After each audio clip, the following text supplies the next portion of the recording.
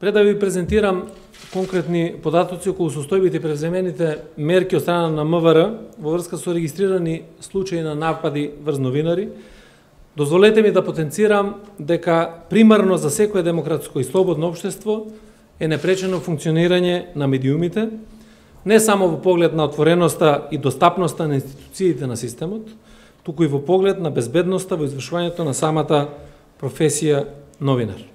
Но реалноста е дека во последните неколку години имавме бројни напади врз новинарите.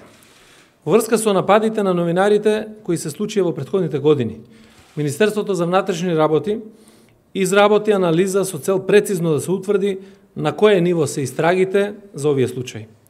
Особено заради фактот што во зависност од лицето кое било нападнато, имаме очигледна разлика во обемот, интензитетот и динамиката на спроведувањето на оперативните истражни действија од страна на службите во Министерството. Најголем проблем представува тоа што во одредени предмети пропуштени се действија и постапки кои требало да бидат преземени во кратки временски интервали за да се добијат валидни резултати. Исто така, постојат согледувања дека во одредени предмети недостасуваат докази или елементи кои во рамките на истрагата би допринеле за откривање на сторителите.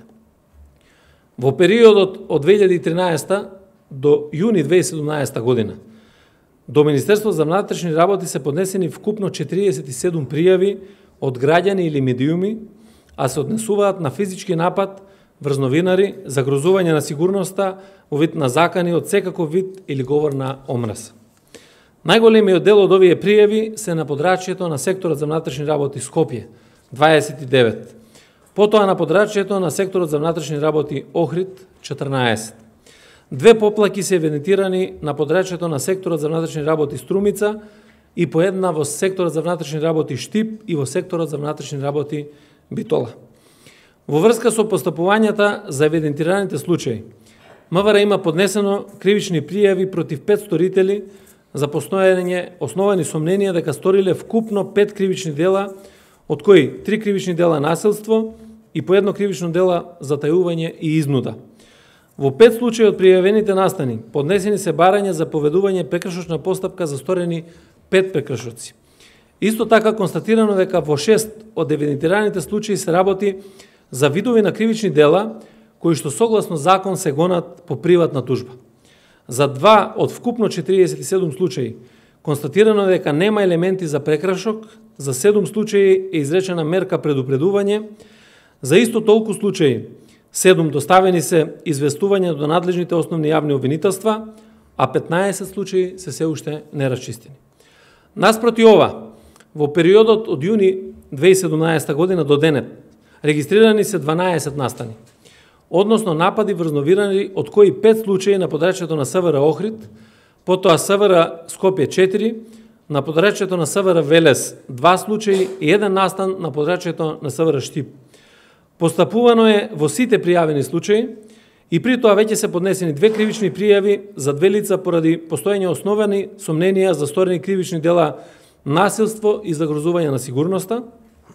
Во 3 случаи поднесени се барања за поведување на прекршочна постапка против 6 лица, за констатирани 3 прекршоци според Закон за прекршоци против јавниот ред и мир, од кои 2 прекршоци за физички напад и 1 прекршок за малтретирање, омаловажување, понижување и навредување на друг.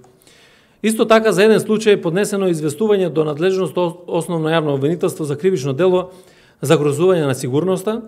За еден случај констатирано е дека се гони по приватна тужба, а 4 лица се писмено предупредени. Само уште еден случај остана нерасчистен од почетокот на месецов, но очекувам тој многу скоро да биде расчистен.